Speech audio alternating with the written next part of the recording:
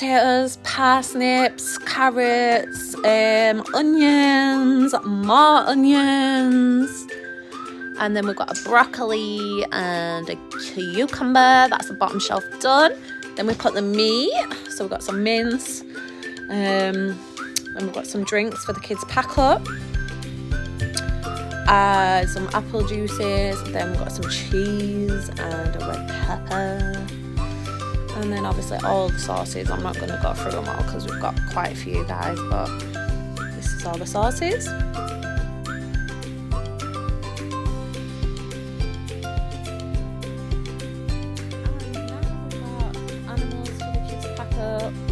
Fingers, coleslaw, and then apples, more apples, bananas, more bananas, yogurts, and that's done.